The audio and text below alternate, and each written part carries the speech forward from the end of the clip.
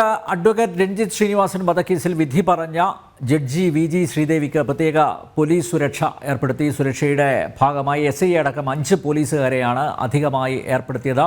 താമസ സ്ഥലത്താണ് സുരക്ഷ ശക്തമാക്കിയത്. തീവ്രവാദ സംഘടനകളുടെ ഭീഷണി ഉയർന്ന സാഹചര്യത്തിലാണ് സുരക്ഷ ഏർപ്പെടുത്തിയിരിക്കുന്ന വിവരങ്ങളുമായി ആലപ്പുഴയിൽ നിന്നും നിഷ ദിലീപ് ചേരുന്നു. നിഷ, കഴിഞ്ഞ ദിവസം തന്നെ സാമൂഹ്യ മാധ്യമങ്ങളിലൂടെ ജഡ്ജി വി.ജി. ശ്രീദേവിക്ക് എതിരെ വളരെ ശക്തമായിട്ടുള്ള പ്രതിഷേധം, അമർഷം, അതുപോലെ തെറിവിളി എല്ലാം ഉണ്ടായിരുന്നു, നമ്മൾ കണ്ടതാണ്. ഏതെങ്കിലും തരത്തിൽ ഭീഷണി കോളുകളോ ഭീഷണി സന്ദേശങ്ങളോ അവർക്ക് ലഭിച്ചിട്ടുണ്ടോ? എന്തുകൊണ്ടാണ് സുരക്ഷ ശക്തമാക്കാൻ തീരുമാനിച്ചിരിക്കുന്നത്? അനിൽ നമ്പ്യാർ, ഈ രഞ്ജിത്ത് ശ്രീനിവാസൻ കേസിലെ വിധി വന്നതിന് ശേഷമാണ് SDP അടക്കമുള്ള തീവ്രവാദ സംഘടനകളുടെ സമൂഹ മാധ്യമ പേജുകളിൽ ഈ ജഡ്ജിക്കെതിരെ, വിധി പറഞ്ഞ ജഡ്ജിക്കെതിരെ അപകീർത്തികരവും ഒപ്പം തന്നെ അവരെ ഭീഷണിപ്പെടുത്തുന്നതുമായ ഈ പോസ്റ്റുകളൊക്കെ പ്രത്യക്ഷപ്പെട്ടു തുടങ്ങിയത്. ഈ പോസ്റ്റുകളുടെ താഴെ വിവിധ പേരുകളിലെ സമൂഹ മാധ്യമ അക്കൗണ്ടുകളിൽ നിന്നും കമന്റുകളും വന്നിട്ടുണ്ട്.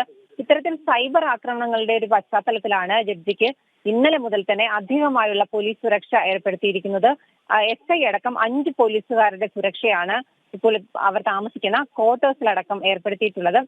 ഈ കേസിൽ രഞ്ജിത്ത് ശ്രീനിവാസൻ കേസിന്റെ വിസ്താരം നടക്കുന്ന സമയത്തും ഒപ്പം തന്നെ എല്ലാ പ്രതികളും കൊലപാതക കുറ്റത്തിന് എല്ലാ പ്രതികളും ശിക്ഷ അർഹിക്കുന്നവരാണ്.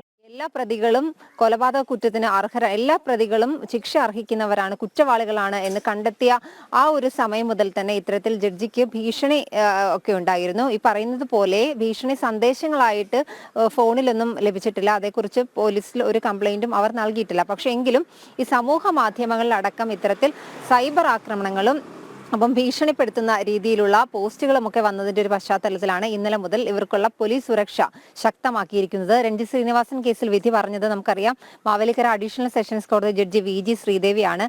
ശ്രീദേവിയെ അധിക്ഷേപിക്കുന്ന രീതിയിലുള്ള പോസ്റ്റുകളും ഒപ്പം ഈ പോസ്റ്റുകളെല്ലാം വന്നിരിക്കുന്നത് തീവ്രവാദ സംഘടനകളുടെ സമൂഹ മാധ്യമ പേജുകളിൽ നിന്നാണ് എന്നുള്ളതാണ് ശ്രദ്ധേയം. വിധി വന്ന് അല്പസമയത്തിനകം തന്നെ ഇത്തരത്തിൽ പോസ്റ്റുകൾ പ്രത്യക്ഷപ്പെട്ടു തുടങ്ങിയിട്ടുണ്ട്. തുടർന്നാണ് അധികമായുള്ള സുരക്ഷ ഏർപ്പെടുത്തിയിട്ടുള്ളത്. അനിൽ നമ്പ്യാർ.